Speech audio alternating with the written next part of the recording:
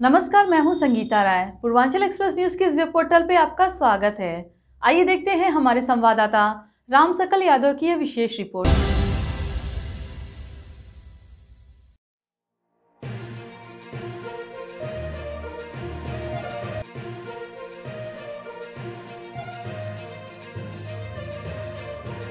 अपनी 5 सूत्री मांगों को लेकर एआईएमआईएम ने मंगलवार के दिन डॉक्टर अंबेडकर पार्क में प्रदेश व्यापी आंदोलन के क्रम में प्रदेश अध्यक्ष शौकत अली के नेतृत्व में धरना प्रदर्शन किया। इसके बाद महामहिम राष्ट्रपति को संबोधित ज्ञापन जिला प्रशासन को सौंपा। ज्ञापन के माध्यम से एआईएमआईएम ने मांग किया कि राज्य में व्याप्त आतंक और दहशत को समाप्त किया जाए और प्रत्येक नागरिक की जान माल की सुरक्षा सुनिश्चित की जाए। मुसलमान, दलित और गरीबों को झूठे मुकदमे में फंसाना बंद किया जाए। राज्य सरकार की बुलडोजर नीति के तहत कानूनी प्रक्रिया को ताक पर रखकर मुसलमान, दलित और गरीबों के खिलाफ हुई द्वेषपूर्वक सुनियोजित तरीके से सौतेला व्यवहार बंद किया जाए। देश और प्रदेश में फैलाने वाले नफरत के माहौल को समाप्त किया जाए। जाति धर्म के नाम पर समाज में नफरत फैलाने वालों पर कार्रवाई के साथ ही मॉब लिंचिंग की घटनाओं को रोकने के लिए उचित कदम उठाया जाए। इस दौरान मीडिया से बातचीत करते हुए प्रदेश अध्यक्ष शौकत अली ने कहा कि जब नरेंद्र मोदी की तीसरी बार प्रधानमंत्री बने तब से देश और प्रदेश में मॉब लिंचिंग की घटनाएं लगातार हो रही हैं। यूपी के प्रतापगढ़ जिले में एक मौलाना का कत्ल कर दिया गया, मुरादाबाद में कत्ल हुआ, सहारनपुर में कत्ल हुआ, शामली और अलीगढ़ में भी मॉब लिंचिंग की घटनाएं हुई। इस तरह की घटनाओं पर सरकार तुरंत रोक लगाए, अवैध तरीके से बुलडोजर की कार्रवाई पर रोक लगाए। उन्होंने कहा कि अगर उनकी मांगे नहीं मानी गई तो पार्टी लखनऊ में एक बड़ा आंदोलन करेगी। उन्होंने कहा कि समाजवादी पार्टी, कांग्रेस और बहुजन समाज पार्टी को मुसलमानों के वोट तो चाहिए, लेकिन मुसलमानों के मुद्दों पर बात नहीं करते हैं। इन पार्टियों को मुस्लिम नेता भी कुछ नहीं बोलते हैं। प्रदेश अध्यक्ष ने कहा कि चुनाव के समय समाजवादी पार्टी और कांग्रेस का समर्थन करने वाले मुस्लिम समाज के मौलाना भी चुप क्यों हैं, उनको भी आगे आना चाहिए। उन्होंने समाजवादी पार्टी के राष्ट्रीय अध्यक्ष अखिलेश यादव और कांग्रेस सांसद राहुल गांधी पर हमला बोलते हुए कहा कि जिस तरह से 2017 के विधानसभा चुनाव में 2 लड़कों की जोड़ी उत्तर प्रदेश में फेल हुई थी, इसी तरह 2027 के विधानसभा चुनाव में भी 2 लड़कों की जोड़ी फेल होगी, क्योंकि यह लोग मुसलमान के मुद्दे पर हमेशा मौन रहते हैं। इस मौके पर जिलाध्यक्ष नदीम आरिफ, सुफियान खान सहित बड़ी संख्या में पार्टी के नेता और कार्यकर्ता मौजूद रहे। देखिए, उत्तर प्रदेश के अंदर जब से तीसरी मर्तबा इस देश के प्राइम मिनिस्टर नरेंद्र मोदी जी बने हैं, 4 तारीख के बाद से लगातार मॉब लिंचिंग की घटनाएं बढ़ रही है। खास करके एक मखसूस तबके को निशाना बनाया जा रहा है। अभी आपने सुना होगा कि प्रतापगढ़ के अंदर एक मौलाना का कत्ल कर दिया गया, मुरादाबाद के अंदर कत्ल कर दिया गया, सहारनपुर के अंदर कत्ल कर दिया गया, शामली के अंदर कत्ल कर दिया गया। तो ये मॉब लिंचिंग जैसी घटनाएं बंद होनी चाहिए। अलीगढ़ में भी हुआ, तो इन सब जैसी घटनाओं पर तुरंत सरकार रोक लगाए।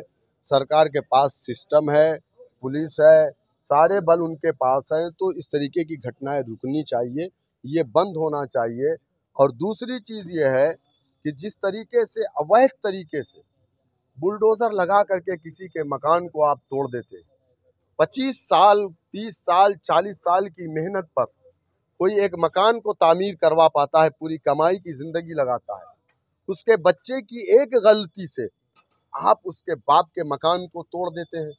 अगर बच्चे ने गलती किया तब भी आपको राइट नहीं है, क्योंकि इस देश के अंदर कानून है, इस देश के अंदर संविधान है, इस देश के अंदर अदालत है। तो इसका मतलब क्या हुआ? अगर पुलिस और सरकार ये फैसला करेगी कि घर तोड़ देना है, किसी को गोली मार देना है, हम इस नीति के खिलाफ हैं, ये नहीं होना चाहिए।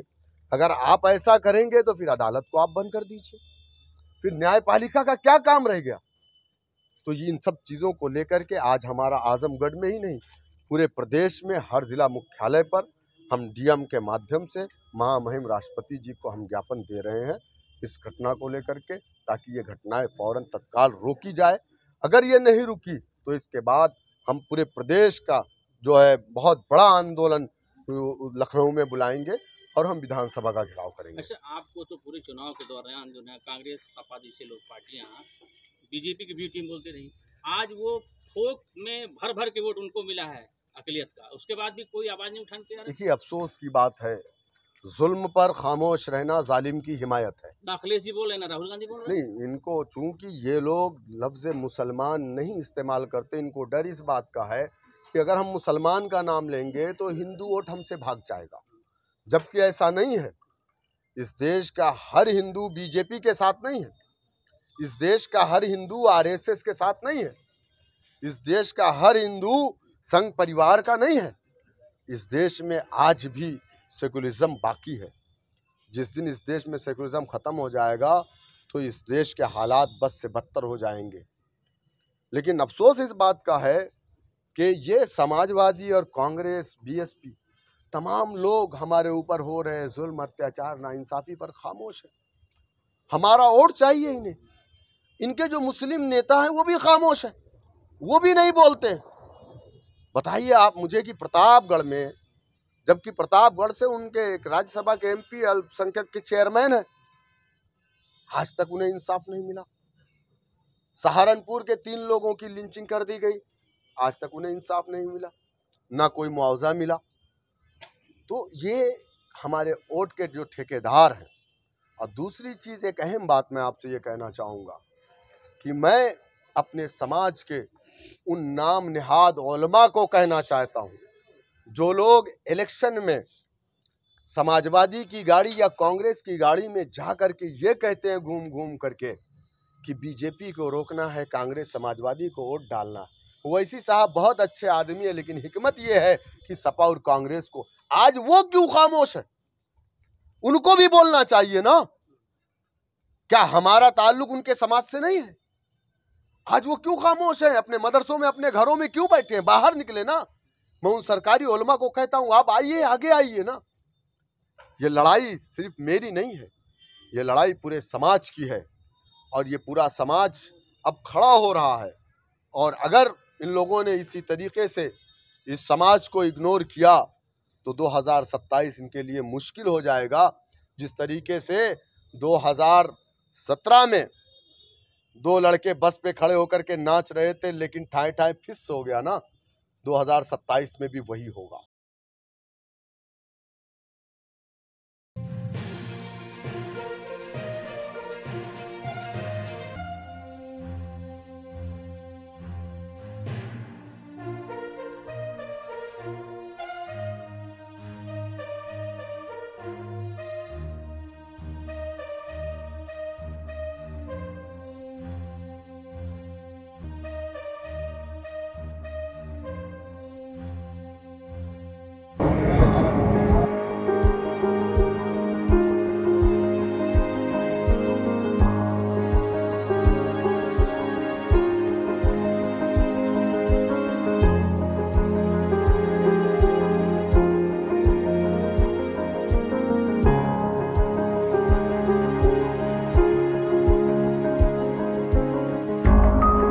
अगर आपको हमारी खबर पसंद आई हो तो हमारे चैनल को लाइक, सब्सक्राइब और शेयर जरूर करिए।